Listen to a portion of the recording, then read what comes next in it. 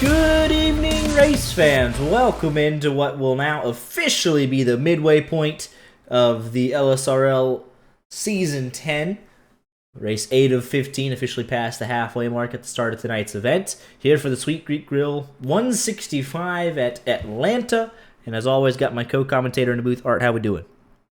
I'm excited for the new high banks of Atlanta Motor Speedway. We go from back-to-back winner Tyler Justice to, we might shake things up a little bit. Can we say that it's new when it's been around as long as it has? I feel like everyone's pretty used to it now at this point. But it still feels new to me, man. I guess compared to old Atlanta. It's kind of like saying new, like the next-gen car, right? Yeah, fair enough. New Atlanta. Here for 2 laps qualifying to set the field for the 110-lap main event. Stage break occurring at lap 50 here. Fuel capacity 70%, giving these drivers an estimated fuel run of 42 to 46 laps. In the draft, that can change drastically depending on what the pack as a whole does, so we'll keep our eye on that and see if we can just make this potentially a one-stopper or maybe just a splash to go at the end, but a lot to be determined. 5 total tire sets, 1 starter, 4 in the pits, 0 fast repairs, and 2 green-white checkers if needed. And let's go ahead and get right into on-track action. Qualifying underway.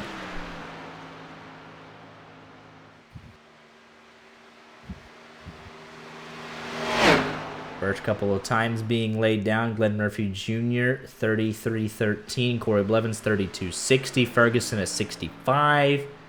Schwartz, 33.11. Let's go on board for what is a pretty standard qualifying session. You're wide open 100% of the time. Trying to let the banking do the work on corner entry, let the car roll, and try and minimize the loss of speed. Don't hit the apron if you can help it.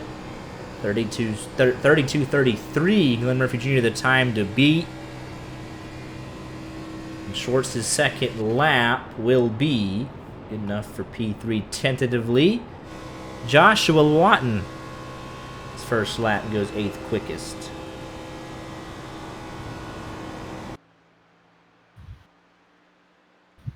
I'm real excited to see what we've got with, of course, being a super speedway, but the tire saving that's going to come along with it. Like, who will actually have the strategy? Because you're going to want the team aspect of it to be able to work together, potentially save fuel and run faster, but you still need to be able to save a little bit of tire. As Lawton's second lap good enough for 3rd. Glenn Murphy Jr. still the man to beat. He is parked on track. James Goodwin coming across the line. The 11 was in 11th. Second lap bumps him up to 7th. Here's Larry McDonald. And the 80 machine was talking to James Goodwin pretty extensively pre-race. And he was the one that let me know about the fuel run. Also said it, there's some variance in it, depending on how the field decides to draft along. And he also said this car will get loose and then looser still over the course of the run. That right rear tire, very delicate. So that's something these drivers will have to navigate. Payson Lindsay was also saying the same thing earlier tonight, that this car will loosen up big time over the run. So I thought that was a little interesting. But that's what the drivers are feeling in the cockpit. That's what they told us. And we'll see how that plays out. 11th quickest for McDonald on his first lap. Adam Kilday, also the only other man out on the racetrack.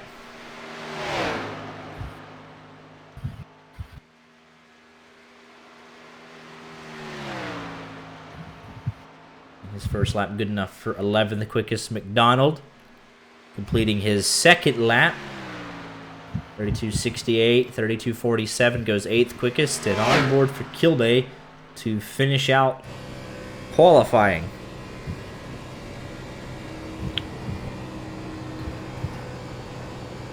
Washes up just a little bit. That'll hurt his time to the back end of the lap.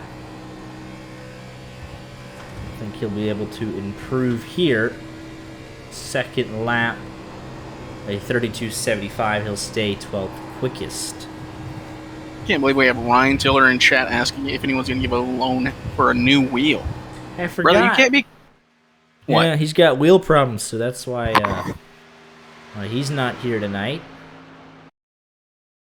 You can't be coming to a beggar's place and start begging, all right?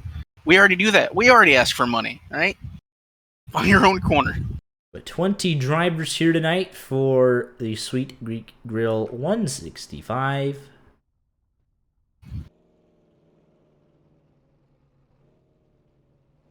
And I guess you could say this is still the ultimate equalizer. It will be a super speedway. It will end up racing like that come to the business end of this race. So we'll see some guys up there that normally aren't contending for wins, maybe top 10s, top 5s even, but everyone will be in this lead draft if they can help it. Glenn Murphy Jr., Tyler Justice, Mazzella, Schwartz. Very used to seeing them up inside the top 5. Also was talking to James Goodwin, and he said he would like to be out front early and often if he can get there. Unsure how the long run will play out,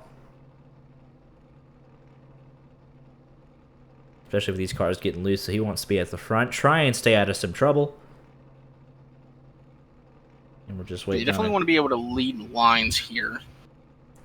It's hard to pass here than at other super speedways, so if you can get some track position and make some crucial blocks, you can find yourself in victory lane at the end of this thing. Waiting on Mazzella, Corey Blevins, and Pace and Lindsay to grid up, and we'll be ready to rock and roll here tonight in Atlanta. See, they're missing spots there on the grid. Got about 20-ish seconds, give or take. I imagine, yeah, there's Schwartz right there. Doesn't want to give up a 5th place starting position. Or Mazzella, actually, that was 4th. There is Corey Blevins, and just waiting on Pace and Lindsay, who could very well elect to start from pit road, knowing he has a guaranteed caution. And it could also potentially avoid what could be the first lap big one. But he is not gridding up, so 19 cars will roll off. He hasn't jumped to pit road yet, so we'll see if he makes an appearance. He did not.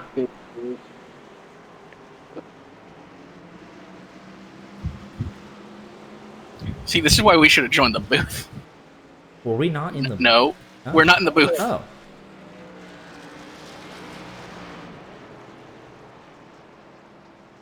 Who was that? Brayden. Oh. I didn't realize we hadn't left over to the booth.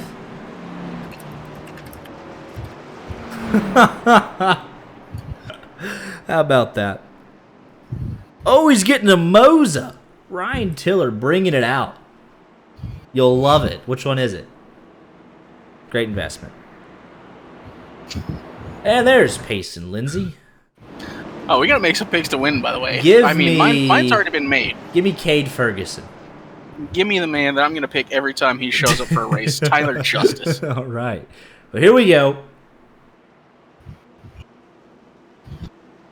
All 20 drivers are here. Moza R9. Oh, that's what I got. It's fantastic.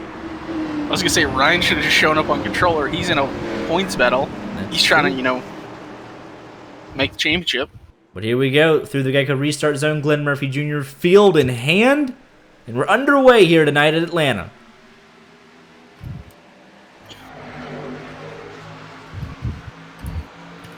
Already, Schwartz making a move to the high side. And then back down to the inside. Everyone just feeling it out as Tyler Justice will lead that outside line. Takes him a lap to get up to speed. 110 laps, plenty of time to make moves. Pace and Lindsay does leave pit road, so all 20 are underway. Glenn Murphy Jr. leads the first lap. And Joshua Lawton, Justice back to 3rd. Let's just go on board right in the middle of this field with Corey Blevins. Tell there, a little bit of a lift to get down to the bottom inside of Larry McDonald in the draft of the 42. Larry McDonald does not seem like he wants to be moving forward right now. Just hanging out on that high line. He is technically the 4th car in line. Now he's going to drop down to the bottom. So that outside line, not really interested at the moment. You can tell these guys are having to lift pretty much half throttle. It was Cade Ferguson into the wall multiple times. So problems already for this 28 machine. And he'll drop all the way back to 15th. Got a couple of guys hanging out at the tail end of this field. Don't want to be caught up in any shenanigans early on. Outside line has all but evaporated. It's just Tyler Justice, your 3-time winner. Now here comes Schwartz to the outside of Lawton for 2nd. It does not Might not be the move there because, I mean, we see Tyler Justice. He is dropping like a rock. Not a whole lot of help out there for that 58 machine at the moment. But he is pulling half a car length ahead. You can just tell there's not really anybody who's going 100%. Leaving some gaps. The only one that's 100% throttle guarantee would most likely be Glenn Murphy Jr. And how about this? All the way back to 18th. Quickest lap of the race, 31:28. That is nearly 0.8 quicker than Glenn Murphy Jr. And I take that back. Yeah, he's saving just a little bit of fuel out in front, trying to drag the brake maybe a tiny bit. See the damage there to the right side of the 28 machine, Cade Ferguson. James Goodwin's good. He was speaking of that high line. Yeah, Goodwin. 41. Now we got, there's Mazzella going to the high line. Goodwin said he wanted to be up front if he could help it. He's moved up 2 spots in the early going. If he doesn't move, Quisenberry is going to be able to close up, be that 3rd car in line. And Schwartz. Ooh, we got a car side. We got a car on the wall. Hey, no, there's the caution. Holy. My goodness, let's take a look here. Is it Joseph Murata? I believe it is. Yep. And that's 5 machine. That was just a violent whip out of that 5. Man, we got, oh my goodness, all by himself. Oh, not all by himself. Collects a couple others. Wayne Ruprecht and Eric Shields, and we said these cars were going to get really, really loose. And all up there by himself. Overcorrects down into Eric Shields. Wayne Ruprecht nowhere to go. And right about the same time, Larry McDonald, no pressure around him, just washes up. Back end's coming around on him. He has to take evasive maneuvers to hold on to that car as it all goes on behind him. I don't know if it's just because of the lower fuel that we're running, but these guys seem just wickedly loose. You can see it right there. Nowhere for Eric Shields to go.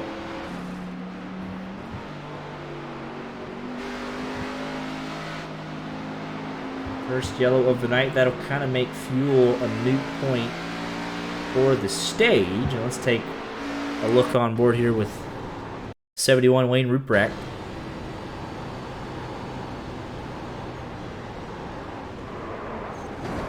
Gets a piece of it. Blown engine from Murata. His day is done.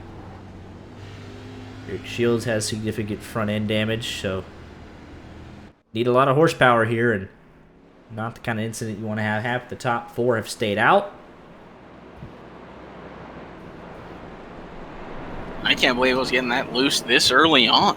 8 laps in, it was mostly single file.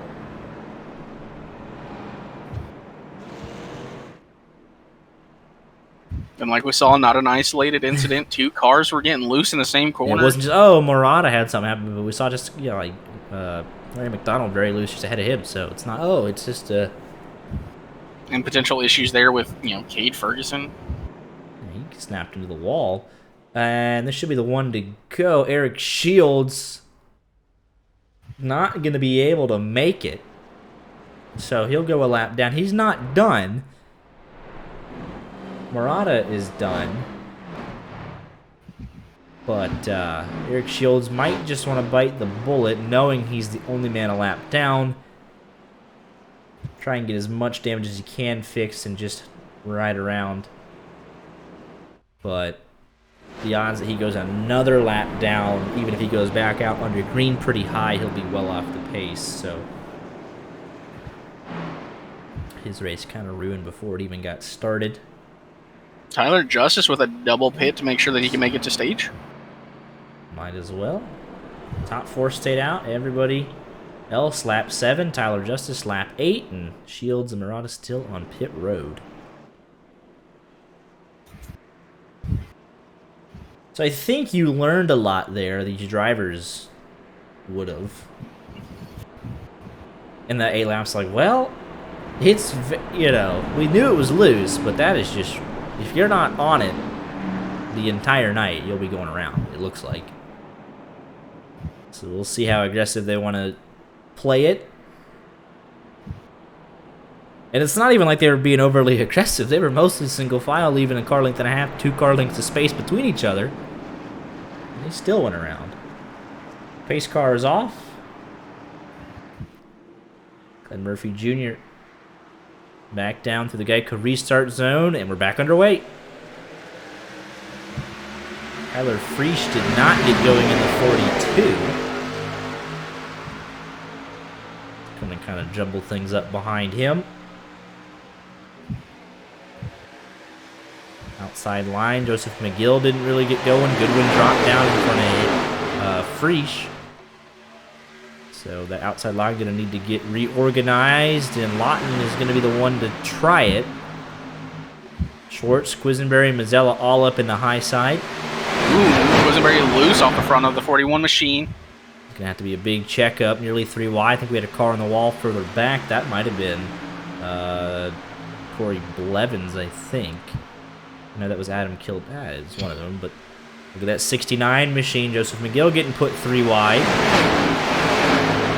And drop down, trying to get down in front of his teammate. And right behind his teammate as well. So 3 in a row there. James Goodwin, Joseph McGill, Kyler Friesch. And Schwartz on the high side. Randy Arms in a new look paint scheme. Almost didn't recognize him there for a moment. But Randy up 9 spots. The field powers off of turn 2 at 180 miles an hour.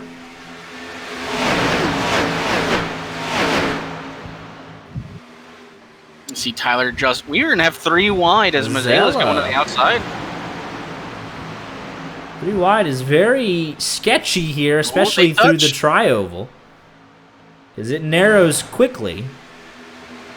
That 99 is going to have help through the middle. Tyler Justice jumping in line with him. He said in chat earlier today that he was a Daniel Suarez fan, so he's trying to capture a little bit of that magic. And the thrilling finish a couple of weeks ago that Suarez won a thriller, and 3 wide off of 4. Looking eerily similar, just not for the race lead quite yet. But the 99 finds a home on the bottom side of the racetrack. He'll hop in line. Eric Shields still not out of pit road, so his race effectively over as well. I didn't think he got it that hard, but obviously more front-end damage than I originally thought. Got to be wondering if that 41 might try and make a move on the 8 machine. He can get, a little bit of communication with Tyler Justice in the 6. They both seem pretty aggressive, want to move forward. 5 on the high side, 13 effectively single file all the way back, and not even because we're side by side here for 17th. Group rack to the inside. I know Larry McDonald messaged me pre-race that he was battling some internet issues, so he's just trying to log laps and hope it stabilizes. Might see a little 3 wide. See Tyler Justice looking in the middle there. Taking a peek. But you can still tell the momentum, the energy is not really at 100%. Yes, we got some sustained 2x2 at the front, but nobody's really pushing on each other, forcing it 3 wide. For the most part, we've had isolated incidents of 3 wide, but nothing overly aggressive yet. As that 99 all the way up to the racetrack, he hit the apron and then bounced off the nose of the 69 Joseph McGill. Well held by all there to not bring out your second caution of the evening. You just see these cars are trying to dance to the top of the racetrack. You hit the apron, give it any incentive, it'll quickly shoot you to the top of the track. Got a little blocking at the front. Glenn Murphy Jr. going to go to that high side, put it on the nose of Shorts. I was thinking of coming down to get back in front of Lawton, but not able to do so. No real help on the bottom for Lawton yet, so Glenn Murphy Jr. will carry the momentum, will lead that lap with help from Shorts. And is able to drop down now in front of Lawton, so he is controlling both lines.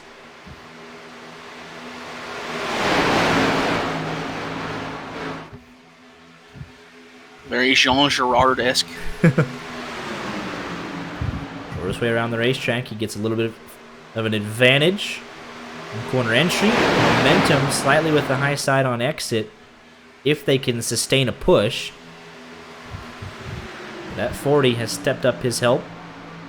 The inside line, the place to be at, especially for Glenn Murphy Jr. Randy Arms continues to be your biggest mover at +9. And as everybody's in the pack, except for Wayne Ruprecht and Larry McDonald, but if you're Wayne, you got a piece of damage there. You don't know how the car is driving. If you're Larry, you yourself snap loose at the same time, able to save it, so why not ride around till the stage break?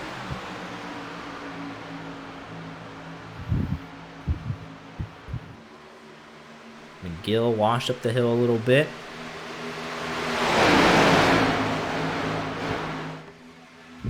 Lawton looking to the middle, 3 wide for the race lead into turn number 3. Not a fan of sitting behind that 48 machine. 58 washes up the hill a little bit. It's going to break up the help on the bottom. There's no help through the middle. That was much like we saw in the real world finish. 3 wide across the line. Now the top surges, and it's top to bottom for Shorts. Now 3 wide for second. Still no help through the middle for Lawton yet, but Adam Kilday was thinking about it. Goes back to the top. Well held by everybody. Goodwin catches a piece of the apron, washing up just a little bit. Justice lets them get some time to recover. That 40 still trying to get some help, and he'll eventually be able to eke out an advantage and head to the top side in front of Randy Arms. I'm gonna have to assume that he's just gonna try and push. I thought he was gonna try and push the 58 on by so he could drop down or force him down, but ooh, close. Still close. 11 machine caught the apron, gonna move the 8 up the track. But I said it was hard to pass, and Lawton had to work for that move. Had to make some close maneuvers, close calls, and to the lead for the 40 machine. Schwartz is having none of it. We are fighting here at the front. It was Glenn Murphy Jr., then it was Lawton, now back to Schwartz. These guys are racing like it's lap 100, not lap 23. Everyone row 2 on back. Schwartz coming up to block. Lawton back to the inside. Oh, we're gonna have I thought we were gonna have 3 wide in the background there. If you're Randy or Mazzella, let's just look at Adam Kilday's on board here. Seeing all this go on out in the front windshield. I'm just hoping everybody plays nice in front of you. No fast repairs, so any miscalculation is fatal.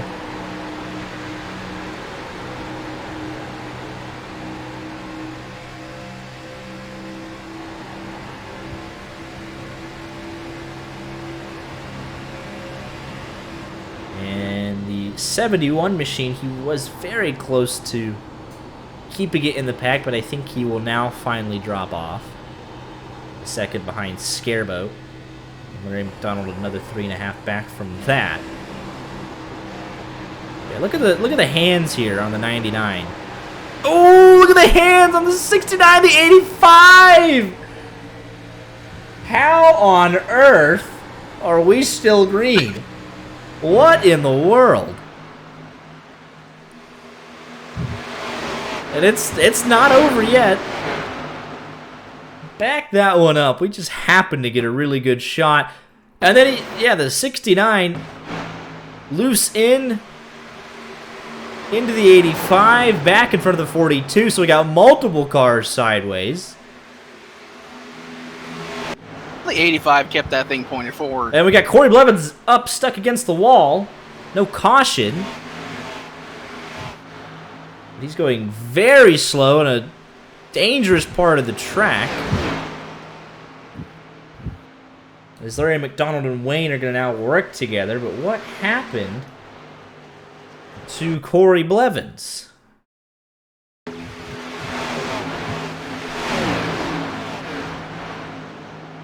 And he is just loose, overcorrects into the wall.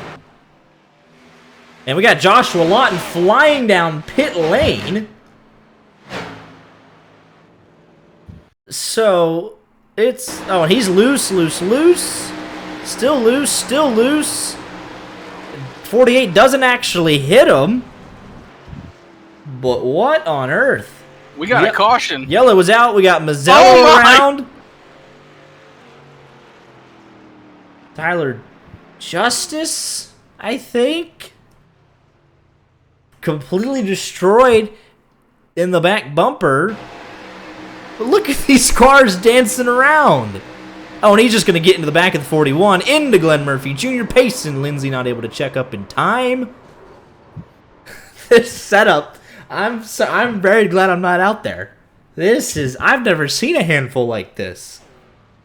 These guys are struggling, fighting for their lives. Putting on a show, though. All I'm seeing is names ticked off, so we get a James Goodwin win. Like, watch this! Oh my goodness, the onboard. And I was kind of like thinking, oh, it's loose, right? Oh, it's whatever, loose is fast. 5 sets of tires at a super speedway, whatever. You're not going to need them, but that all of a sudden becomes very important. The tire management. Everyone will bolt on a set here. Nobody took tires under your first caution. But while all this is playing out, let's quickly get some quick words in from the incredible partners and sponsors of the LSRL Sweet Greek Grill Xfinity Series.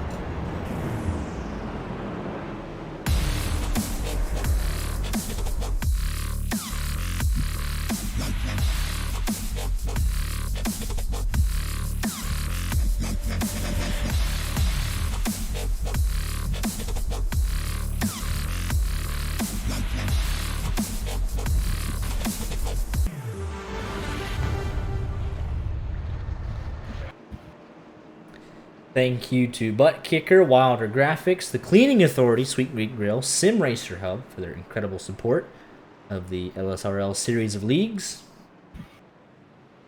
Admittedly, I have not run here recently. And the last time I did, I'm pretty sure it was in the next gen car, but I don't remember it being this difficult. I remember it being very tight as the run went on, and we were just trying to keep it out of the fence. I'm going to go ahead and agree with that. Like, I don't remember it being loose at all. I remember it being the exact opposite. That was the next-gen car, different chassis, you know, different fuel levels. But, I mean, man, these guys, they're trying to keep it out of the wall, but for a completely different reason. I mean, they are sliding up to the fence, right rear sticking out on them. Corey Blevins, Mazzella end up going a lap down. Eric Shields officially left after 14 minutes on pit road. Murata's still there. If he could somehow get that thing fixed up, do 2 laps, he won't finish last. So 16 cars on the lead lap. Blevins, Mazzella will be racing for the lucky dog. And we're just past halfway for the stage now. And there's a lot going on. And Blevins is coming in as we come into green, so never mind. Mazzella just got to hang back and free lucky dog. Justice not able to get going forward too fast. I mean, he's got no back bumper. He's got some front end damage as well, so he's just going to hope that he hangs on till the end of the stage. It doesn't go a lap down. Mazzella's hoping for the same thing because that would take away his lucky dog. So yeah, we saw him get pretty racy there, and they were able to make it about 20 laps or so. And then we just saw one lap after another, just everyone breaking loose. We'll see what we get here in a 20-lap-ish run to the stage caution. It's Pace and Lindsay also nowhere near the field, and Tyler Justice is coming in. Under green, unscheduled, cars destroyed. Could be the end of his night. But your 3-time winner got points in hand.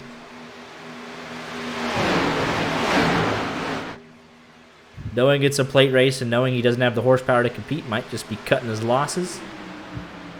The night that you'll get every once in a while at these plate tracks. And I'm going to be honest. If I showed up to a plate track and my car was getting loose, I might just bring it in. It's almost, yeah, that's what we're the 75's in the wall. Ooh, that's going to be trouble. What? How? Are they not? I mean, they wrecked. They didn't wreck. They wreck, but they don't wreck. I don't understand that one. Yeah, so, like, I was talking to James Goodwin, literally a one-on-one conversation. He's like, dude, it's so loose. I'm expecting a wreck fest. I was like, all right, yeah. And Pace and Lindsay said the same thing. But I was like, I don't remember it being like this. It was super tight. If you ran the high side, you were just hoping you'd keep it out of the fence. Car would just wash up, not turn. But, I mean, we've seen it from about half the field now, wrecking loose. 5 sets of tires might not be enough for that right rear. And look, the 40 just washed up the hill a little bit. Adam Kildare challenging for second. Goodwin right there. Cade Ferguson. If he could just keep it on the racetrack, get a great chance at a really good finish here tonight. Oh, and Kildare was fighting for the lead and he about lost it. Right rear stepped out on him. Couple of death wobbles, but he gathered it back up. I mean, it was very sketchy. He was back and forth rapidly. Now he's backing off the pace a little bit. Samuel Demien, though, not backing off the pace. 31-1, 7/10 quicker than anybody else on that last lap. So he said, all right, I don't really care what y'all are doing. I'm on my own time here. As we have 10 cars in the lead draft, everybody else just saying, hey, can we take a breather here for a second? We kind of need it. It's like, we're just now 10 laps from, stage. So. Right. Everybody in this pack right now, back to Kyler Friesch, gets stage points. So, I mean, you cut your losses. I mean, what do you do? It's Randy Arms out front. He won Daytona, trying to sweep the regular season plate tracks. Adam Kilday looking for a huge win for him. Goodwin hasn't won. Quisenberry hasn't won. McGill, Ferguson, Breach. Mason Lindsay's in danger of going a lap down before the end of this stage, and Mazzella is just really hoping that does not happen. It's 10 cars in the lead draft, 11th to 14th plus Mazzella, and then Payson Lindsay all on his lonesome. Car looks okay, so if he can stay on the lead lap, but his last lap though, look at the times now, was nearly 3 seconds slower, so it's unlikely at this point. I didn't realize. Car doesn't look terrible, but he does not have the draft with him. He's going 160, everyone else going at least 170. So at this rate, Mazzella might even pass him for the lucky dog anyways. As we're going to be 3 wide for second. Ooh, hang on to it, fellas. All y'all are getting points right now. If we wreck here, there's nobody left. You just give a win to the second pack. But I don't blame Kilday for getting up there and racing 3 wide for third. Haven't won. And your competition's taking themselves out. Why not get up there and lead some laps, try and win this race? Same thing for James Goodwin, for McGill. Why not get up there? Challenge the status quo. Quisenberry is one of those guys that has top 10, top 5 speed, but just really hasn't been able to take that slight next step to those top 3s and wins. And yeah, so take a risk. Why not? You've got some, you got good speed to fall back on. Take a risk. Get up there and race for it. Get yourself a stage win, potentially, if nothing else. I'd be really interested to see how this race would look if everyone was just a modified. Everybody's racing at 140 miles an hour wide open. Yep. We're going to have cars dropping like rocks because they just overheat out of nowhere. Yeah, the engine blows, and you're just like, you're trying to manage it. Yeah, but I mean, they have dropped 8 seconds on this next group. Larry McDonald, just for the fun of it, has drove to the front of this pack. Why not, right? It doesn't really matter. You're 11th. But, I mean, this is the battle for the stage points, stage win. I mean, it's all up in here. No disrespect to the top, 11th, 12th, 13th, 14th, 15th, and 16th. We're about to see 15th. He's about to get lapped. So that'll be interesting. Hopefully, I think he'll stay high. Actually, perfect. He'll go way out of the way. He almost got a little too far out of the way. He touched the grass down there. So now his problem is Jonathan Mazzella is 10 seconds back, and at the rate he's going, he will get passed by Mazzella for the lucky dog anyways. So I'm not sure if I would have been that generous. I would have tried to have latched onto the back of the pack. Quisenberry into the wall. Drop right in the back of this group of 10. Trying to hang on to the lead draft. But even if he doesn't, he won't get caught by the second group. Because Payson Lindsay, the reason he's so slow is because he's damaged, but Quisenberry by himself with minimal damage, just cosmetic to the right side, will be able to hold off the second group. He'll just get 10th guaranteed.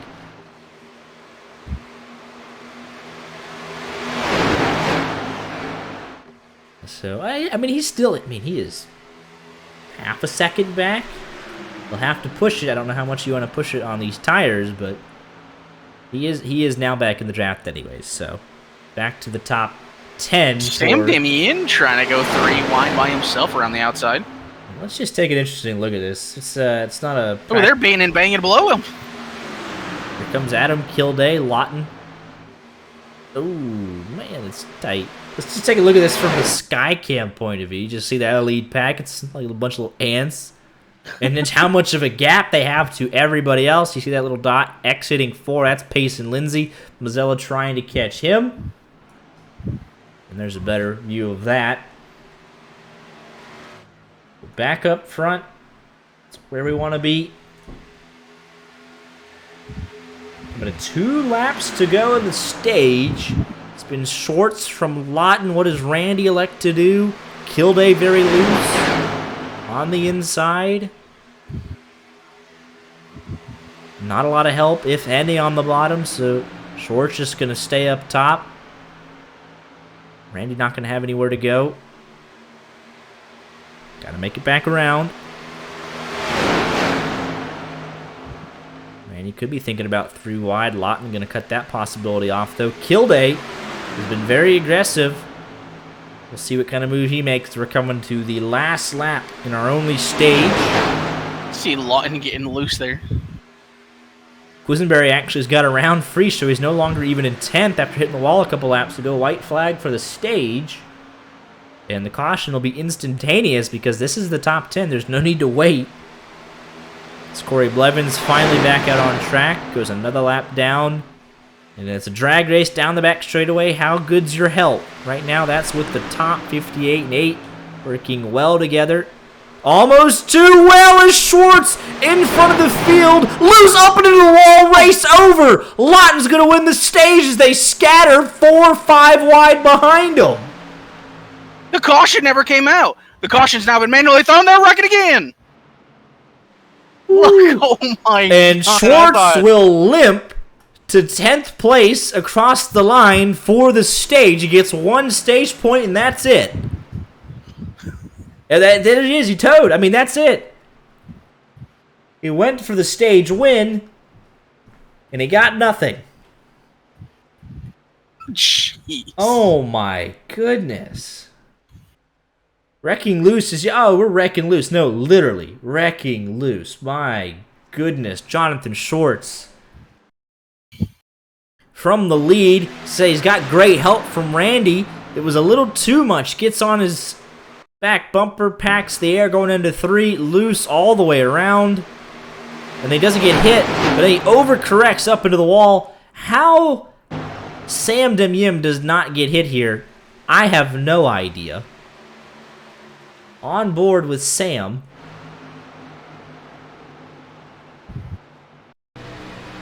Who man, let's just take a look here.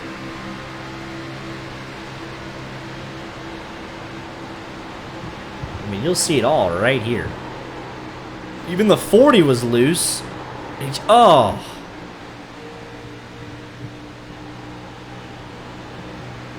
And then it's literally a race to the line. And you were literally 1, 2, 3, 4, 5 wide. McGill into Demyim, and everybody hangs on there. Yeah, I really thought that was going to be much bigger. It should have been. I mean, even the initial wreck with Short should have been. I mean, Rand. Oh, he does get a piece. I was about to say, I was like, oh, we missed Sam. But Randy's going to get a piece of this.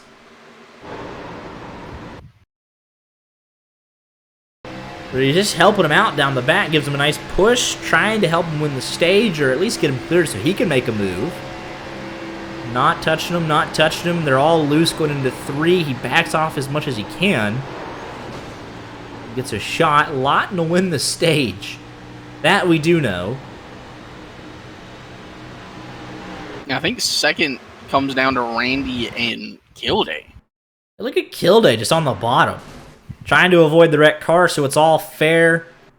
And that's Kilday. Then Randy, then Demyim, then Goodwin, McGill, Quisenberry, Ferguson, Freesh, and we know Schwartz does limp across the line for 10th. And that's it. Caution is out at, let's see when the caution officially comes out. Then we can Caution doesn't come out until they're across the line. Right, because, I mean, he hadn't even crossed the line yet. Yeah, what is it, right? Well, caution for him. I thought there would have been one for him, but... Yeah, I mean, that's just, man. But, yeah, that's crazy. Joseph McGill, why is it saying he didn't pit? I know he did. Yeah, he pitted. Okay, just didn't say it for some reason. That is something else.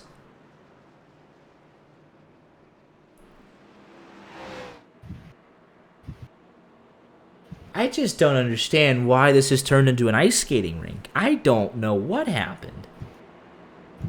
So, obviously, Schwartz is out. Pace and Lindsay hopefully got that car fixed up, but he's 2 laps down. Mazzella is out and back on the lead lap, still with damage. Randy, don't know how good he's got it remaining. We still have a whole second half of this race to go. So it's like, do you have 12, 11, 10 working cars? 11's still on pit road. Murata did call it quits, by the way, so the 19th and 20th are settled. Tyler Just has been on pit road for 13 minutes. Blevins on pit road. I mean, he just, man. This is something else. 14 cars on the lead lap, 15 on track.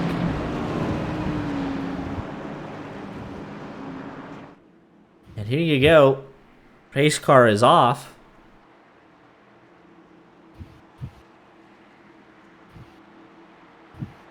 And Lawton gets a great jump, but I mean, it's just all scattered. Even on the restarts. McGill dropping back. Goodwin coming down to pick him up, and outside line evaporates instantaneously. So who the heck's going to win this thing? You look at the heavy hitters. Lawton, great speed. Kilday's great on super speedways. Right? I'm talking about, you just look at the heavy hitters week in and week out. I know Lawton runs part-time, but when he shows up, he usually gets top 5, if not even winning. Glenn Murphy Jr., a heavy hitter. Randy Arms, but on that car. Randy Arms, but with how much damage we don't know. This is no disrespect to anyone else, but these are the guys that we expect week in and week out to literally be fighting for the win. Yin can get up there, Quisenberry, but like, you look at this though, Kilday, Super Speedways, this is not uncommon, but in terms of winning at other tracks, it hasn't happened yet. Yin, usually top 5, top 10 speed. Also very well on plate tracks. Goodwin starting to come into his own, so now he's a regular top 10 appearer.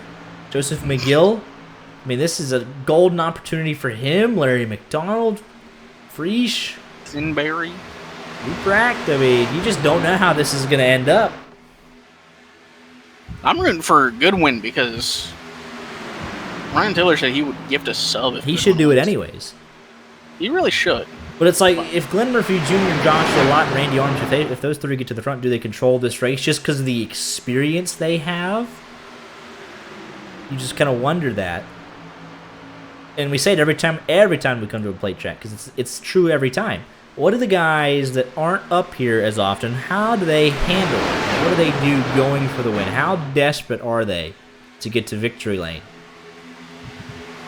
Because now we have Pace and Lindsay, whose car is keeping up with the pack now, so he would love to see some more attrition, because he should be the first car laps down. It was only 1 lap down, so I thought he was 2, so he only needs 1 caution, he's back into it.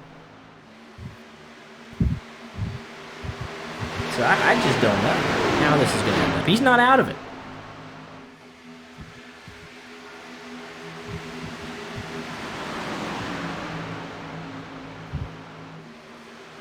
But that's a blinder of the first stage.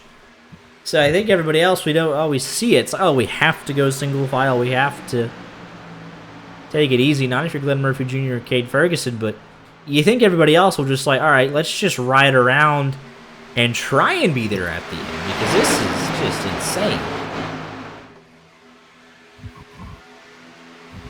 And you can tell they're riding around because 2 cars around the outside have flown up through the field and are challenging for the race lead. There's no urgency further on in this pack. They're just trying to survive. And even then, I think that was Scarbo we saw get very close to the wall.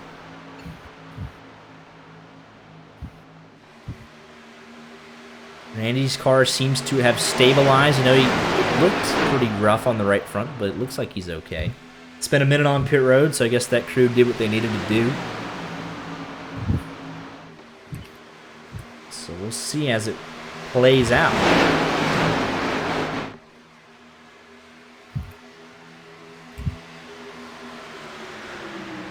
This has certainly been a race.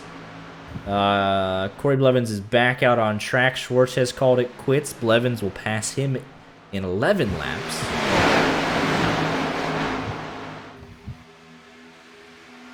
Did you see the Pirates player that got banned permanently for the rest? Ooh. Man hit 10 bets on, like, he won 10 times on like 200 something bets. That's so bad. It was like a 4.3% win ratio.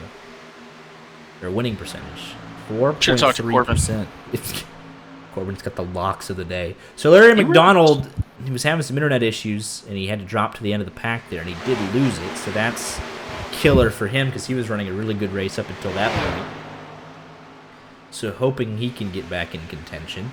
That leaves us 13 cars in the lead draft back to Wayne Ruprecht. And you saw him slide up to the top. 41, Mazzella sliding up to the top.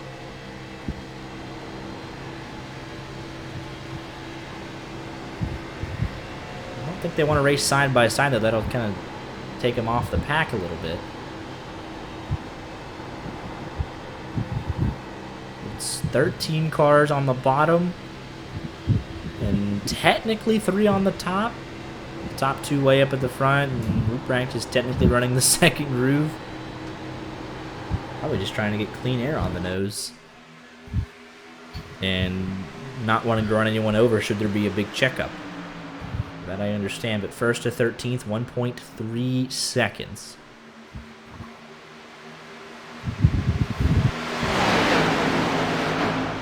I love when Cardinals fans talk about the Astros. That man did prison time for what he did. And they want to call us cheaters. Good thing the Braves are a sensible organization and have no controversy surrounding them. Just look at Marcell Ozuna. Honestly. Wonderful representative of the Braves. No troubles.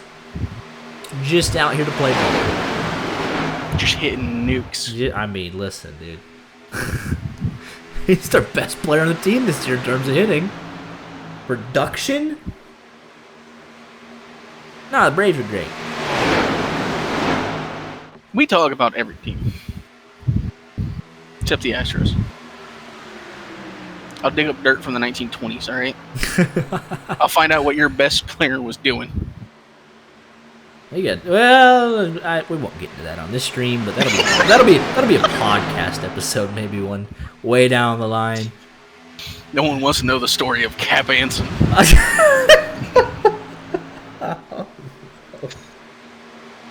was thinking about that. I was like, who is the player? Who's the example of pre-World War II baseball? Hey, he was pre-World War I, wasn't he? He was way back. Like 1920s? Oh, man. I believe. He had a life, didn't he? Yeah, that's a podcast episode, though. Oh, man. Okay. Glad we got that out of the way. Oh, I was way wrong. He was 1800s. Ooh, yeah. 1870s. No, yeah, no. So, yeah. That 21 was looking real loose there through 3. If we're trying to take it easy, and I say that as we're nearly 3 wide... Oh, there's contact. All right, well, still almost They're contact. not taking it easy. So, what the heck happens if we get to green flag pit stops? I mean, come on. As loose as these cars are, you think they're going to be able to slam their brakes down to about 50 miles an hour from 180? I don't. I have no faith. Over-under on cars going around during pit stops. If we get to that fact, 52, we got to get to 90-ish. So, it's a ways away, but... we are losing cars, so you just wonder. I'd put the over-under on 3.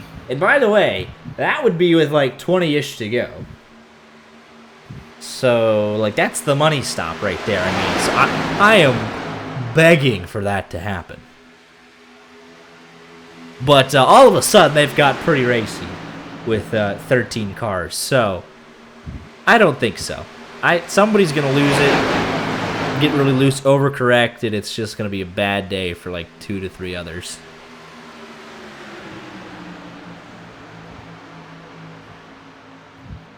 This is no disrespect again to Joshua Lawton and Glenn Murphy Jr. You guys are insanely quick, but if we do all of this chaos for either of you to win, it's just you just feel a little bit robbed at the end of it, you know? Like, man, you had all this chaos, and it's like prime Jimmy Johnson. Well, we had an incredible race. We had so much, all this for Jimmy Johnson. And Glenn for Jr., of course, is in the Jimmy Johnson paint scheme. So it's almost like it's written. We don't support Jimmy Johnson in this house. It's like my dad says it. Like when he was watching it, he wasn't as invested as I was back in the day. But he's like, oh, Jimmy Johnson would get out front, and that'd be kind of it. Inside of 40 to go, if Jimmy Johnson got the lead, you're like, well, that's kind of it. He's gonna win. I would be a lot prouder of who I supported in the 2000s if it wasn't for Jimmy Johnson. Like, if Jimmy Johnson just didn't exist, I might be a bigger Dale Jr. fan. But we'll never know, because that man was just like, I'm the greatest of all time, and you can't do nothing about it. Right. Man, mid-2000s NASCAR was just so great. Give us 1,000 horsepower back. Give it to, oh, Lawton's washed up the track, almost contact, Ferguson almost into the wall. So these guys are just, I mean, it's on the edge. Honestly, that's the next league we need to broadcast, Gen 4 league. With the super speedway bodies. Yeah, we'll be there. Man, so we got 3 cars on the outside. Wayne Ruprecht is fighting back now towards the top 5. He was at the very tail end of that pack, and all of a sudden he said, you know what, let me just test the waters.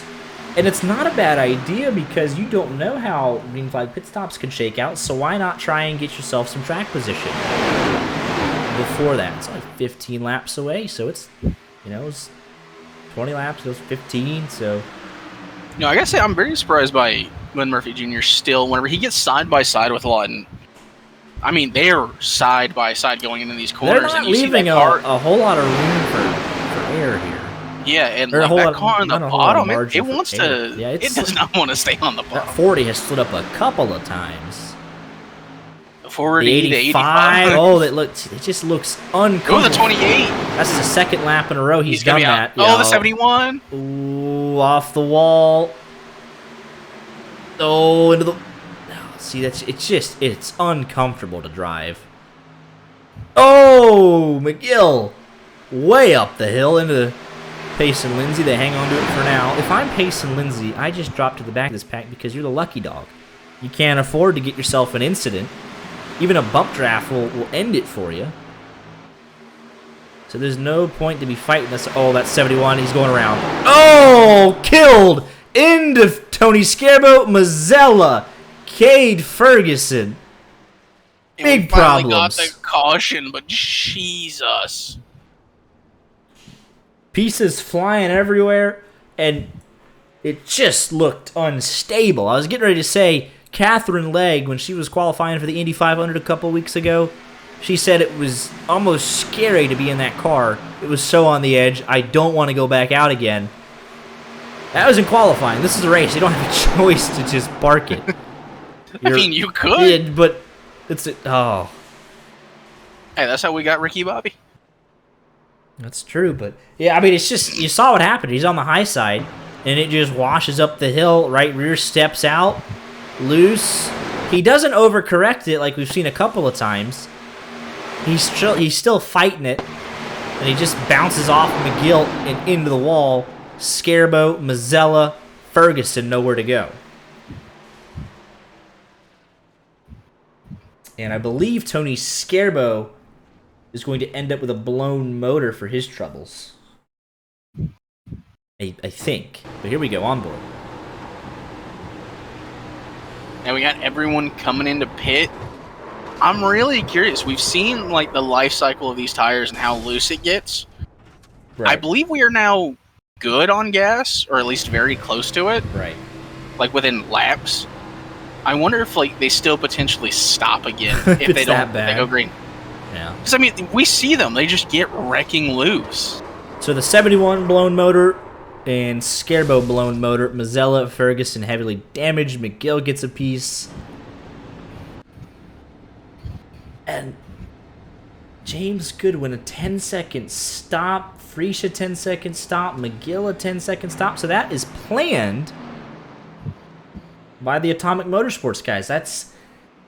Was that a two? No, that's surely not a two-tire stop because I have to fill it up. Well, let's go ask him. The heck with it. Let's go do some investigative journalism here. Here with the Atomic Motorsports team, James Goodwin, Joseph McGill, Kyler Friesch. 10-second stops. What's the strategy here coming to the late race restart? I told them coming in, I said, let's just take the right side tires. My left sides all night have been staying at 99%, even after the longer runs. So I figured it's not going to make too much of a difference. Tires have been okay for keeping control of the car, but I've really been driving it pretty easily, trying to take it easy. So I figured I'm going to take the position here and see how it plays out. It's just the right rear that's melting off the car, obviously. Yeah, everything else really is fine. Interesting. I maintained 8s. That's good. I had a little damage to fix, unfortunately. Right. And yeah, we talked pre-race, James. We said it would be wrecking loose. I didn't know it would be this bad, but it is just a handful out there, especially as we get into the run. These cars are just sliding around. It just looks very uncomfortable out there. Extremely uncomfortable. And I'll tell you, like, these past few, I can tell the leaders, I've been just staying in line, and they're not running as fast as we can run. Everyone's just taking it easy right now because, I mean, you're not going to get more than 5 or 6 hard laps without wrecking at some point. So it's ice. So we'll appreciate the insight and good luck out there. Thanks. So, 2-tire stop there. I'll see how that works. If it unsettles the car even more, if it upsets the balance, but he's got him track position with what will be 31 laps to go on the restart inside the fuel window. But can the tires hang on that long as Payson Lindsay does get the lucky dog? So 13 on the lead lap. We lose Scareboat and Ruprecht from the race. We're back underway. Payson Lindsay going to get a good jump, but I do know... Oh, I think he'll be just... Yeah, he'll be fine. Oh, he actually will be more than fine. But he does check up a little bit. He doesn't go all the way around the outside. But he is in the lead pack.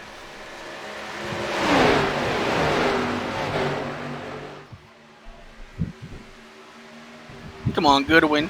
So that's what I was just about to say. Does the 2-tire stop matter? If it's that easy to, at least on the restart, to get a draft formed up? And so I just wonder how that works. Is Glenn, that's Lawton. Did Blinking out there. Oh, Did he ever come back? He's still not back, so that's another one of your heavy hitters.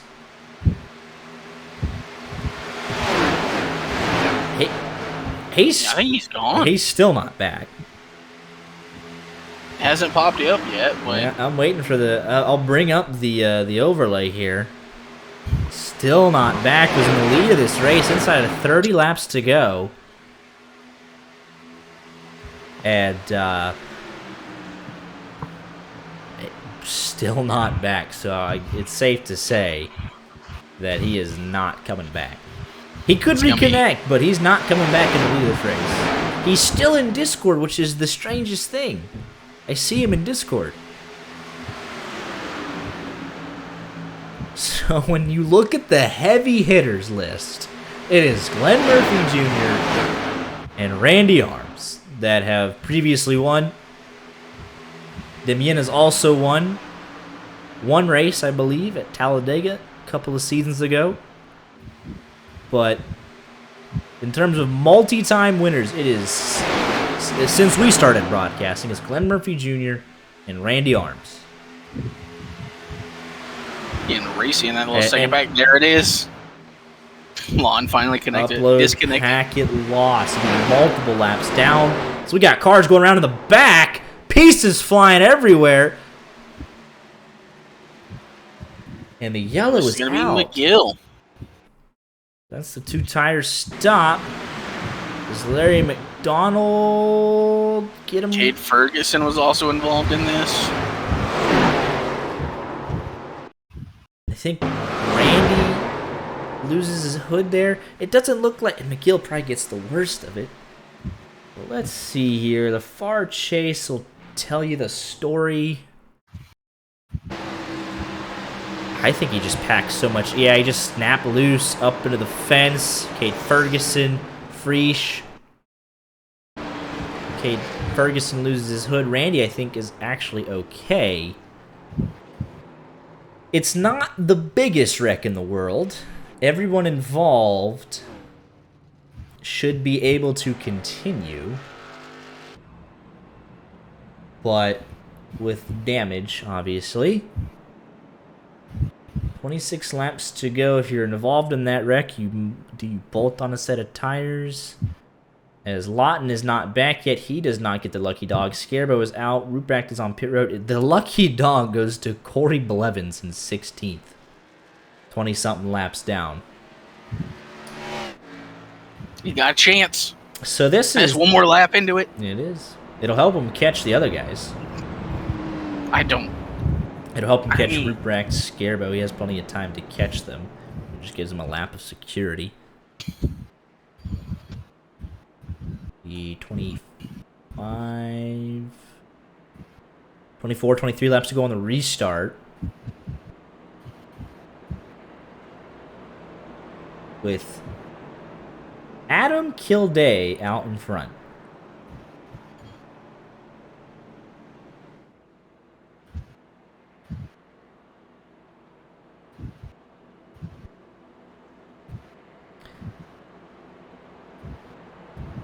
.16th place average finish so far this season.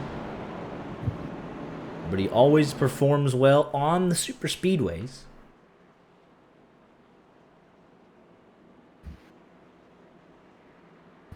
He's made 4 starts this season, so 16th place average finish through 4 starts.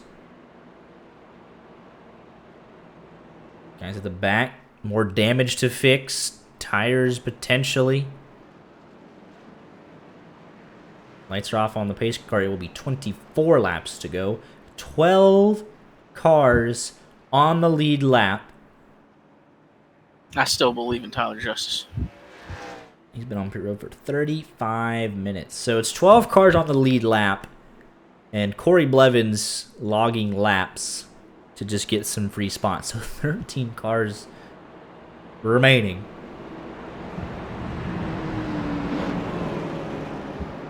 You look at Glenn Murphy Jr. and Randy Arms with all their experience, multiple race wins, competing for championships.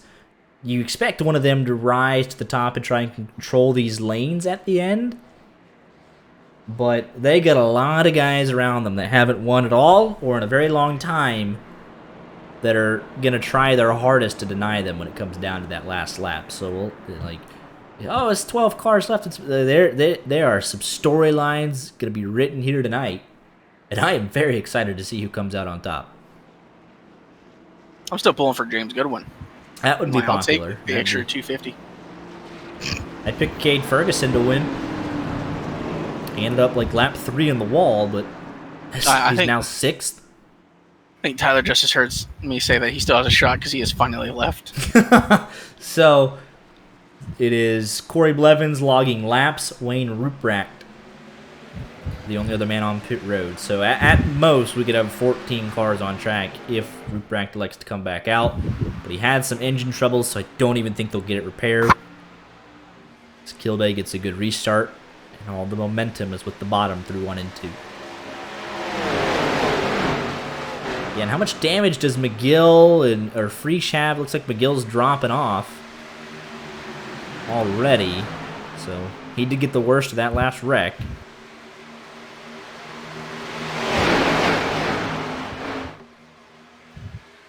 It's going to be pretty racy from here to the end, and we'll see if they hang on to it or not.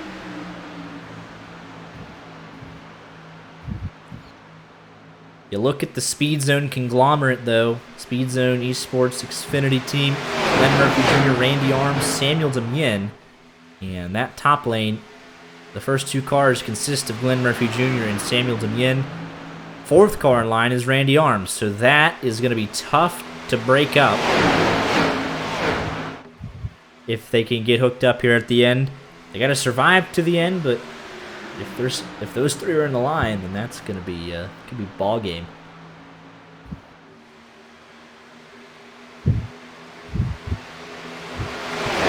Mazzella starting to drop off a little bit. No rear bumper. Frisch able to kind of hang with him. McGill has come down to pit road.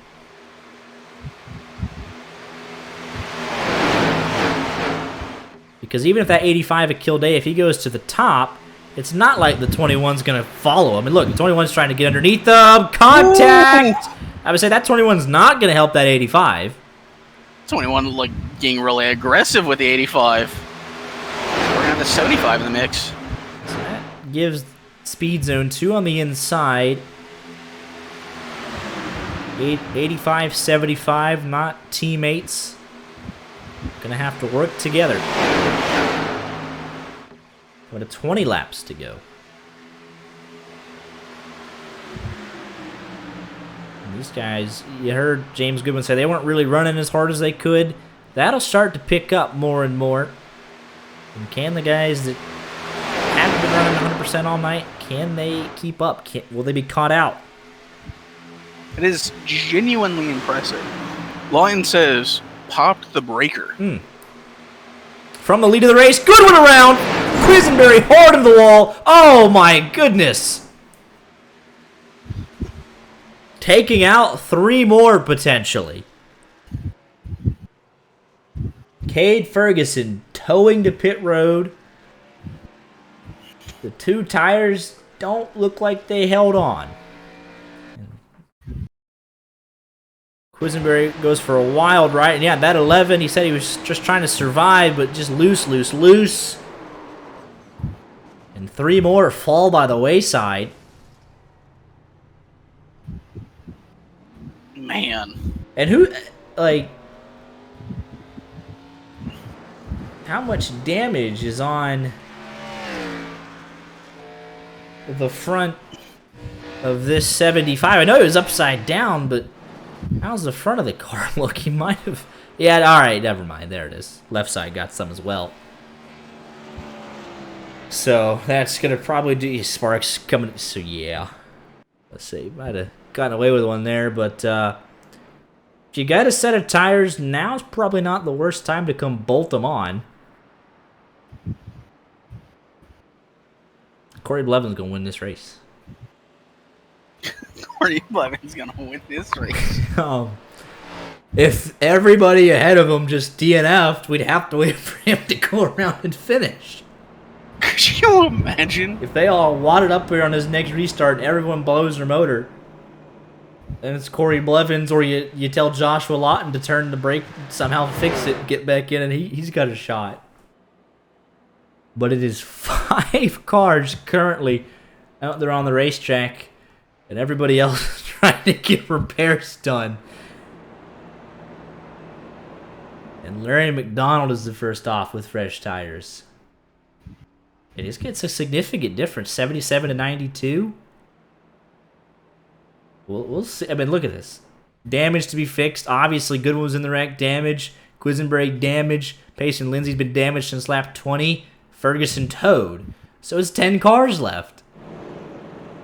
10 cars left. And Lindsay has damage. Quisenberry has damage. Goodwin damaged. Mazzella damaged. Frisch has some damage. We're going to be down to 8 cars. McDonald, I think, is good. Randy should be good. We're going to end up with a Glenn Murphy Jr. or Randy Arms win, aren't we? Because there's like, it's just, The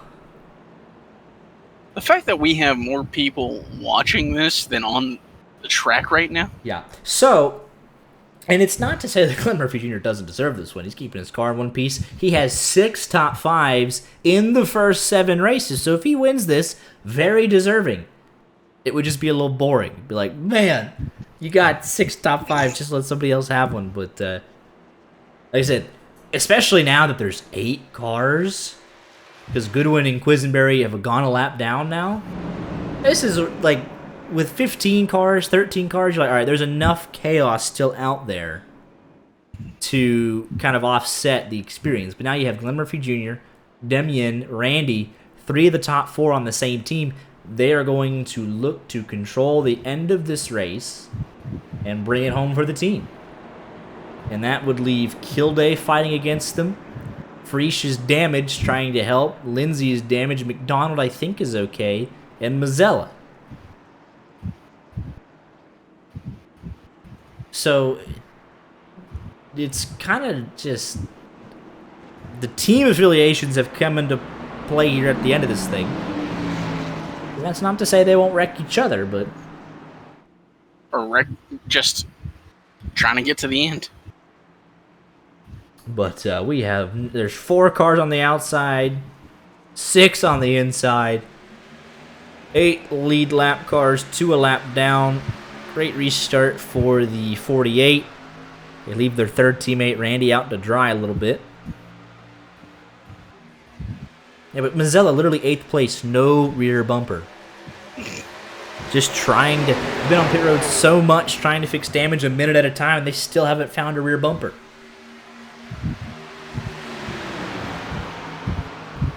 And Larry McDonald in 5th. He's got a car in one piece. What can he do? He usually puts on a good performance at super speedways, running a part-time schedule at 42. 99, not quite up to speed. You're guaranteed a top 10 at this point.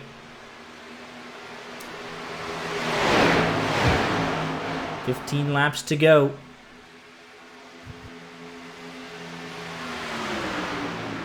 Three on the inside, 2 on the outside, pulling away from 6 on back. Corey Blevins out there just running for the fun of it. Joseph McGill, your lucky dog, as he passes Goodwin and Quisenberry. And he is 4 laps down, I believe, so it's not even a lucky dog. I mean, it's 8 cars to the finish, and it's 5 for the win. I mean, they could. One of them could get back on the lead lap if we had enough cautions. But if we have enough cautions, we're going to take people out of the race. It'll be 3 people left. Call it. So yeah, the 21. We're gonna pull a Fox. The 21's not going to make an aggressive move on the 48. That's his teammate. The 8's not going to push the 85 to the win, so the 85 and the 80 have to somehow get hooked up here. If the 99 can get there, that would be a big help. He might be dragging the 42 along, kicking and screaming to make it a 7-car pack. We'll see. If they can get there, I don't know how much help they'd be, but that would just be more variables in the equation. I don't know if Randy's so content to just sit second in line on the outside. He blinked a little bit. McDonald got out of shape earlier. Can he hang on to it till the end? Payson Lindsay is finally there.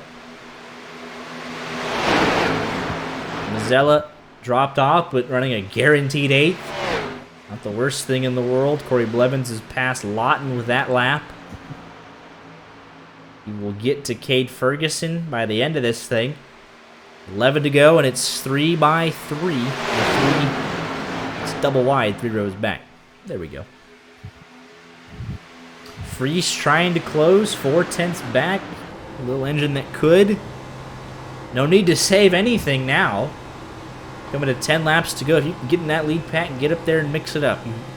You got an 8th place finish looking at you. Maybe a 9th, I guess. You got a top 10 in the bag, go for it. If you can get there. But he might just be kind of stuck in no man's land. Hey, as long as he can keep the car from being completely destroyed at worst, he's actually an 8th place finish. Right. And really, it's maybe even 7th if he could just Mazzella is just dropping rapidly, 3 seconds a lap slower than everybody else. So Kilday is challenging around the outside. That 3rd car seems to have helped that outside line.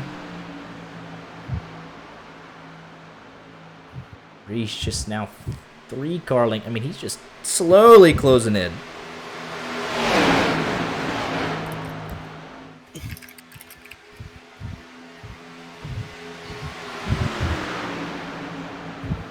Jason Lindsay was out of this about midway into it. Back into it. Coming to 8 to go in the Daniel Suarez paint scheme. Can he recreate some magic? If Payson Lindsay wins this race. If Payson Lindsay wins. That would be something. I mean, he still got damage on the front of that car. Kilday, half a car length out in front. 21 on the apron. 80 hit the piece of the apron. 85 going to start side drafting a little bit. They lose some help up top. Frisch is there. It's a 7-car pack. But it is very disjointed, I would say, still coming to 6 laps to go. Gonna have to somehow get organized with as little cars as they have.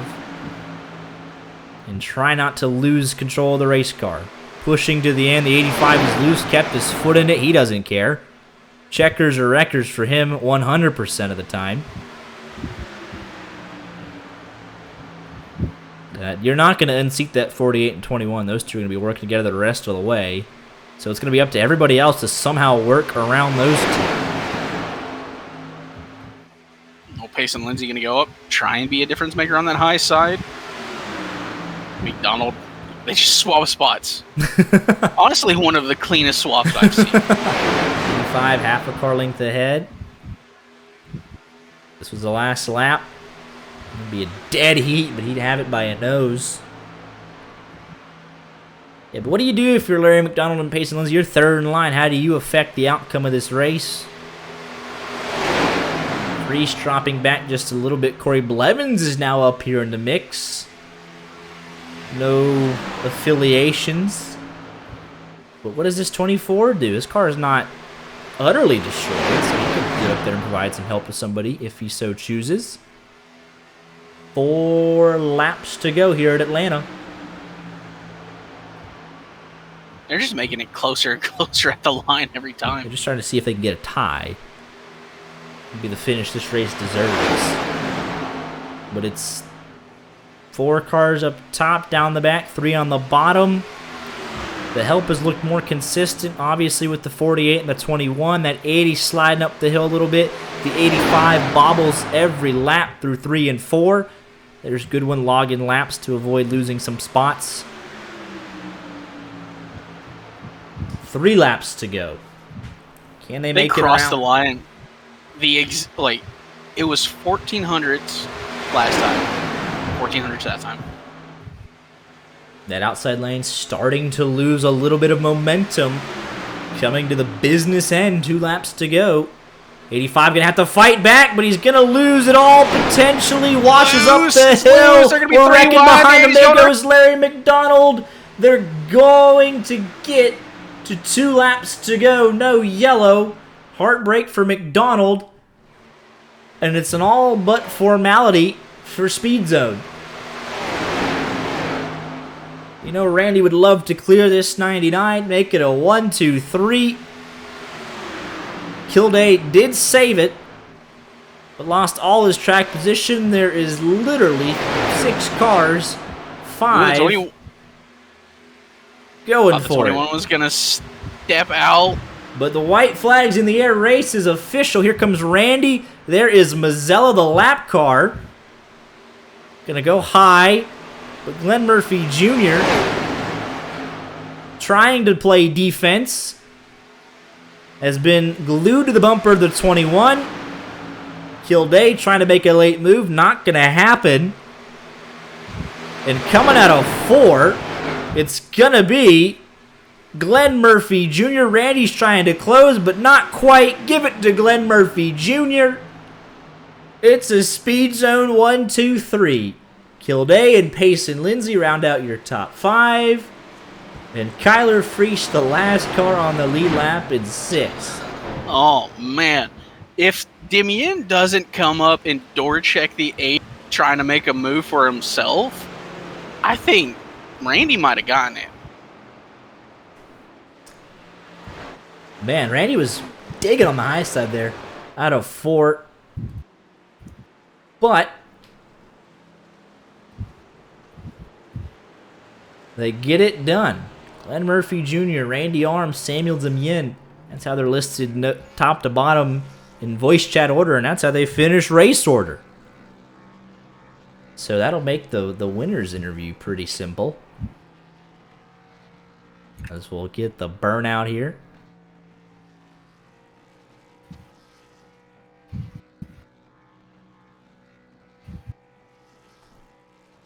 It really is listed that way. That's kind of funny alphabetically. But we'll just go in. We'll get it done. Honestly. Here with the Speed Zone Esports team, and 1, 2, and 3. Glenn Murphy Jr., your 7th top 5, but more importantly, your first win of the season. Yeah, that was a handful, man. I am wore out. That was tough. I got to give all the props to Sam there. That was all him. I could have never done it without him. And well, I'll tell you, I don't know if you guys could tell watching, but turn 3, the entry, especially on the bottom, was just I felt like we could have racked any single lap for the last 30 laps there. If I knew I lifted, I was gonna lose the lead. But yeah, happy we finally got it done. Yeah, race of attrition in the worst way. Just wrecking loose all night long from the front to the back, everyone in between. What was the problem with these cars? That right rear just non-existent tonight. Yeah, that's the biggest thing. It's just you're so close quartered, and 1 and 2 felt pretty good. He maybe just a little bit loose out of 2, but I don't know, man. For some reason, 3, the way the turn kinks in like abruptly at one point, it's just the right rear gets off underneath you, and you need room to save it. And if you don't have a lot of trust in the guys you're racing around you, it can end up being a pretty big problem. Absolutely, but you started on pole, ended up winning the whole race. So a solid night for you, and we'll let you get any shout-outs if you have any. Yeah, no, like I said, man, I think Sam would have liked to have been able to work with Randy a little bit more. We just were always off sequence all night long, and give a shout out to St. Jude's and shout out to you guys, and I'm happy we finally broke the streak and got back victory lane. Absolutely. Well, congratulations again. We'll see you next week. I appreciate it, buddy. We're just going to roll right on into it. You guys got 1, 2, 3 on the voice channel. Randy, you were closing there. Coming to the checkered flag, ended up 300 short. What was your takeaway from a crazy one here tonight? It was pretty wild. I felt like I kept getting sent to the back for just some unknown reasons, either damage or had to pee at one point. So that was one reason why I stayed on pit road. And just could never get the track position and keep it. So felt like I was always just fighting to get to the front, and finally got up there. Coming, I think, to 2 to go, I got under Adam. So me, him, and Larry kind of all got together. Hate that it took Larry out there, but yeah, didn't have a whole lot of help there on the last lap, but still somehow got a pretty big run. Say off for 4, just didn't have enough of a run to get the win. But glad to, come home, 1, 2, 3. Yeah, absolutely. Just need maybe a couple extra feet. You were charging late, but come up here second tonight, and we'll let you get any shots if you have any. Yeah, just want to thank everyone that showed up tonight. No, I don't think this track is popular by any means. So just everyone that showed up, tonight to attempt the race. No, it wasn't probably the most fun, and thank you guys for putting on the broadcast. Absolutely. And then one more quick thing. You and the man that we're about to interview shared biggest mover tonight, both plus 12 for both of you. Oh, come on. And nice. There we go. Yeah, we'll move right into you, Sam. Get the assist tonight from Glenn, so you take that with you. Working with him pretty much in unison, right in the tire tracks for the last 20 laps or however long that last run was. Just you two on the bottom, and nobody was able to break you two up, and ended up pushing him to the win. Yeah, figured the safest spot would be behind Glenn, trying to make a move. And I guess the key was to survive, and that's what we did. Can't complain, taking the podium. And, I don't think I want to see the back of that 48 car for a while, but we got the job done, and I think it's the best finish this season for me, so can't complain. Absolutely. Well, congratulations to you, Sam. We'll let you get any shout-outs in if you got any. Yeah, shout out to my dad, always tuning in, and shout out to everybody who came and tried to survive this racetrack, as Randy said. You guys, as always, for putting on a good broadcast. So hope to see you guys next week. Absolutely appreciate the kind words. Congratulations to you guys again. 1, 2, 3. Hard to do, but you got it done here tonight in a wild one. And we'll see you guys next week at Phoenix. Sounds good. All right. Thank you. Here with Pace and Lindsay, the driver of the 99. You got a copy? Yes, sir. In the Daniel Suarez paint scheme, trying to recreate some magic from a couple of weeks ago. caught up in an early wreck, laps down at one point, able to fight back here for first top 5 of the season. Yeah, I didn't think we really had much there. I think that lap 20 wreck that took us out of contention basically all race. Basically after that it was just kind of pitting every single caution. Got really lucky with the cautions overall and finished the race P5. Yeah, absolutely. Ended up plus 11 spots. And what was kind of the mindset in the closing stages? There's only a couple of cars left. It's going to be really hard to make a move, but what was the thought process of those couple final laps with just so few cars left? Yeah, the final few laps, it was kind of just hanging onto the car because everyone else was lifting in the corner, but because of how much damage I had to stay full throttle through the entire corner. So it was really on edge. I'm shocked I didn't lose it in those last few laps. Well, absolutely well held. Ended up picking up your first top 5 of the season. Congratulations, and I hope to see you back here next week at Phoenix. Yeah, thank you. Here with Joshua Lawton and Tyler Justice. Both led laps tonight at one point, but did not get the finishes that they deserved. Justice ending up 18th, and Lawton, after obviously having the breaker issue, 14th tonight. What was your guys' takeaway from an absolutely insane race here tonight? Yeah, hate I had my issue. I kind of messed up there, and I gotta apologize to everybody I took out.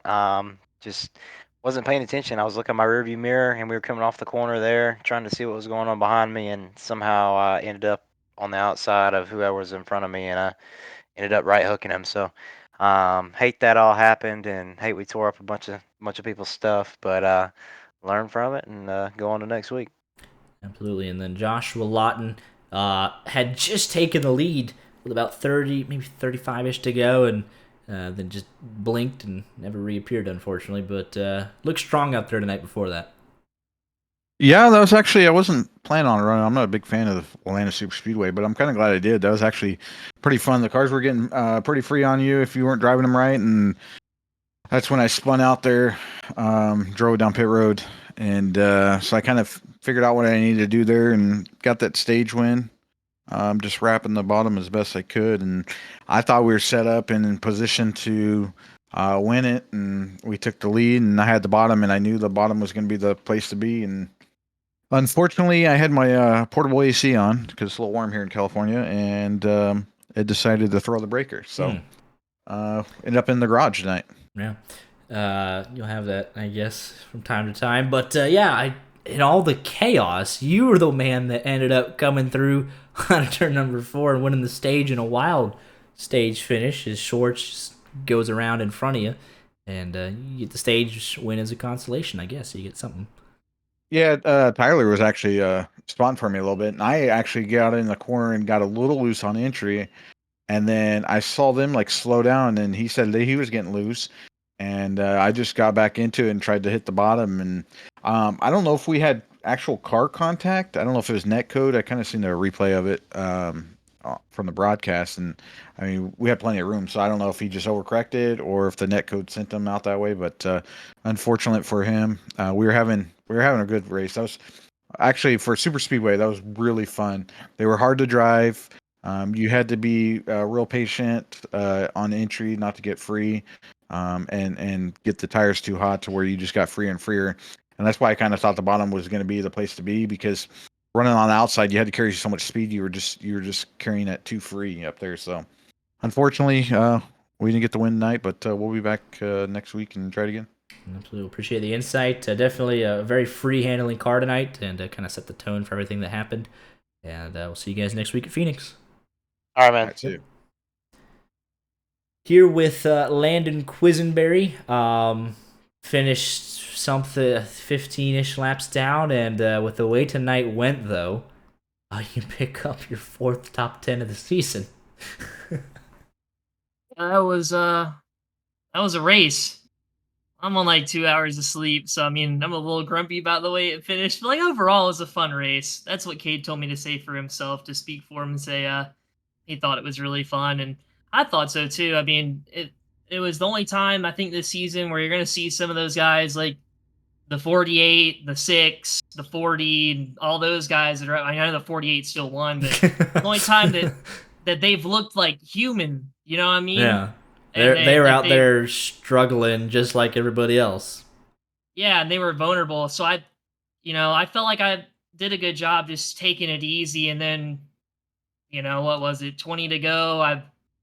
I was kind of feeling like they were still trying to wreck maybe one more time, and I was thinking about dropping back, and uh, James just kind of got a little loose. And then the one incident I got caught up in all night, I'm grinding on my window net and through the corner. So just just one of those super speedway ordeals. But overall it was fun, and I'm not really mad because it was just slick and everyone was making mistakes, and I got a good laugh at the end because James had went out past me because he got his damage fixed before me, and he wasn't actually paying attention to the battle between me and him, and I went right out behind him, and he pitted again, and I passed him back for 10th. I was hoping I was gonna get 10th. He passed me, pitted again because he didn't know I was still out there, and I got 10th anyways. So I was glad I was able to steal one more point there at the end, even though I know it's not gonna mean jack at the end of the season. I just think it was fun, and if this is real life, they get an attaboy for that. But it was just fun. Yeah, Even I though I mean, was on you my just side. pick up a top 10. I mean, it's, you take what you can, pick up a top 10. You're on your side on the safer barrier at one point and pick up a top 10. Not many people could say that. So, yeah.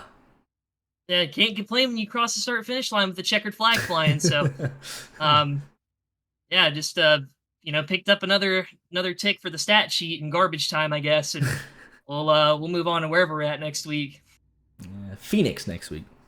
Oh, great! I'm actually okay at that track. Hopefully, I don't jinx myself. But I think me and Kate will have a good shot at that one. So we've been really fast, and just hopefully keep riding some good momentum. Absolutely, looking forward to it. We'll see you there next week. Yeah. Hello. Hey. Hello. Here with James Goodwin, Joseph McGill, Kyler Friesch. Talked with them about the 30-ish laps to go, and they were sitting pretty all right. And then after 30 laps to go, just kind of all unraveled a little bit. Yeah, stuff happened. Yeah. But not exclusive to you guys, obviously. Everybody struggled tonight, so we'll just let whoever wants to talk about it, talk about it.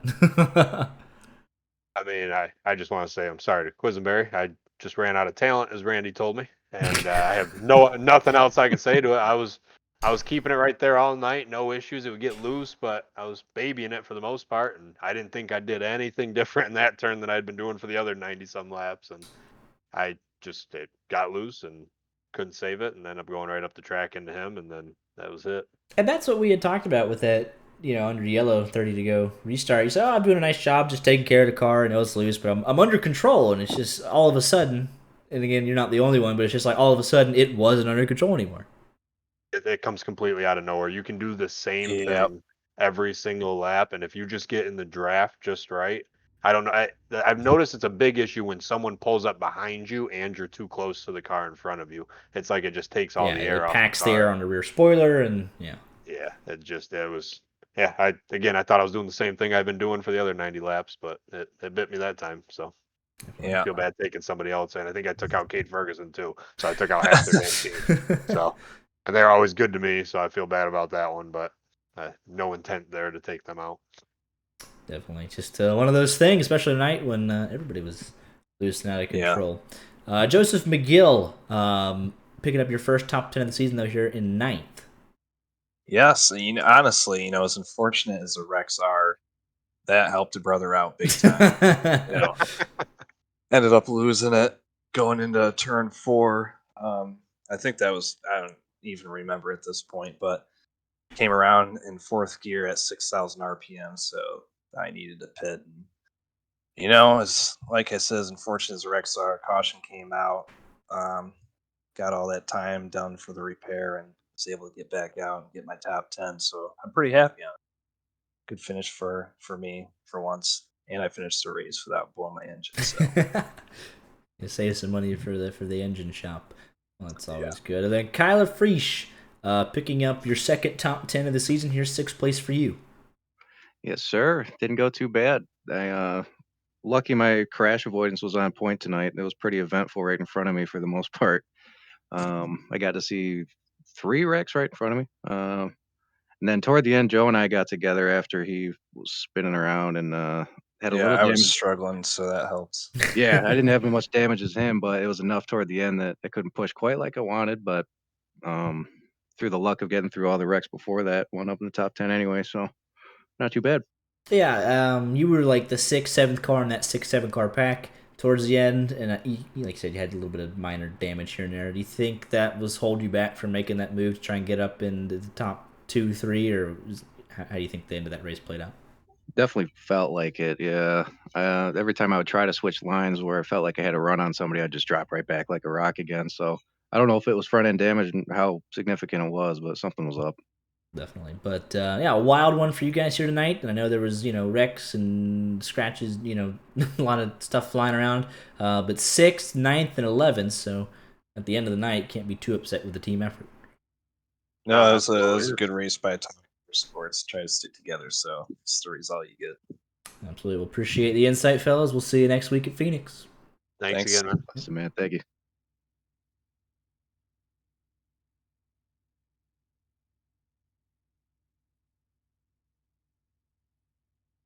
All right. Here with TTSL, who didn't race tonight. You missed a good one. What did we miss for? What was so important? I'm not in the league, and they won't let me join. I don't own said track. I'm sick, and Kyle's a bitch. I mean, this is wild. -2 points. Penalty. Minus I'm already last place in points anyways. We missed because I'm also making new street stock schemes. we may or may not have wanted to race at Atlanta tonight. Now listen, you missed a good one. To be fair, you didn't have to drive some of the worst looking stock cars possible. I mean, I can't believe it was that loose, though. I just don't understand it. It was loose at Atlanta. Please go watch. Like, I'm not telling you like you got to go back and watch the broadcast. Just go randomly look through it. Like you don't got to watch the whole 2 hours, whatever we're at. But just skim I'll through watch it. the VOD back like Thursday at work. It is like you've never seen anything like it. I'm not exaggerating. It is insane. I watch it at work while I'm supposed to be working. Appreciate that. Welcome. I just don't watch it. Shout out We to may or may not do that as We're well. gonna charge you every time you say stuff like that on stream. Seriously. Who? You. Wait, what do I say? He's I don't watch promoting. That was Dylan. Yeah, That was Wyatt. What the fuck, Wyatt? Dylan, I'm gonna start charging y'all now. Oh, my bad. We're gonna have a swear jar on stream. There ain't nobody. Listen. Well, I told Kyle we should start a swear jar, and every time we do, ain't nobody goes to the watching charity. this. Ain't nobody watching this janky ass stream. We're watching we our got- stream. we We got got 12 people viewers in right here. now. Can we just point out we're y'all's favorite for content? Because even when we don't race, you still have to interview Well, us. my co-host, I'm trying to get his final thoughts so we can close it I was out. He's up in bullying here. He's down in here. Like, why is He he came in here. By the way, he came in here to bully us. Actually, did. That's It the was fun. least That's what he surprising. does. That's the least surprising news I've heard all night. In other words, water makes things wet.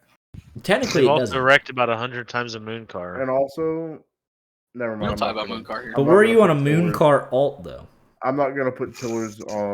We business are on too broke and have too facts. much passion for ourselves to have an alt account and hide behind a name. There you go. We have. So why do you use my account as an alt account? Whoa! Whoa! No, I'm just kidding. That doesn't happen. Drama. You Wyatt, let me get It's your a- login because I would just wax whatever split you were in. Like, You would. You want it? Max, No. he ran an We don't- official race. what?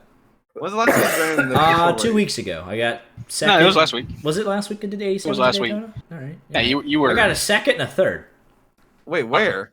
87s at Daytona Draft Masters. Oh my that God. doesn't count. Yeah, that doesn't count, sir. Wyatt, I mean, I'd it love to kind see you in of an 87 car. Okay. Like, we would all pay to see that, but we Like- don't have money for that. All right, you can pay for it. You can do the crowdfunding. My car would go crowd surfing. No, your car will go park car hunting. oh my goodness. All right, let's go recap this. Brock. Let's go close this out real quick. Let me- Fine. All right, let's go. Okay, bye. Arsenal Bye. choked. You're not gonna like that. All right. Oh, he's gone again. He's back again. All right. I had to go say words. Your final I heard- thoughts on a wild one. I didn't know you could get loose at a super I speedway. didn't even. Here's the final results. 6 cars on the lead lap. One man That's a lap insane. down. 3, then 4, jumps to 15. 20 drivers here tonight. First caution was 6 laps into the race. So I all the way believe down to so. It was 104. very So, early. yeah, a lot of attrition. All this for a Glenn Murphy Jr. win. 7 All top of this 5s, for Jimmy 1. Johnson. Right. I called it. I jinxed it midway through this race. I said You it. really I did. called it. But his 7th top 5 first win of the season. Speed Zone Esports 1, 2, 3. Technically, Demian's on Rex, but he was in voice channel with them tonight. Great finishes for Adam Kilday, Payson, Lindsay Freesh, McDonald, McGill. Great finishes for them as we head to Phoenix next Tuesday night. But before that, this Friday night, back with some Friday night Rod Kart championship battle heating up towards the end of the season. Race 9 of 13. We head to Atlanta again in the next gens. So we saw how crazy tonight was. We'll most likely have 30-ish cars on Friday, so it's going to be even more hectic on Friday. Be sure to tune in and not miss a second of the action. And we'll see you Friday night at 9 o'clock. Y'all take care.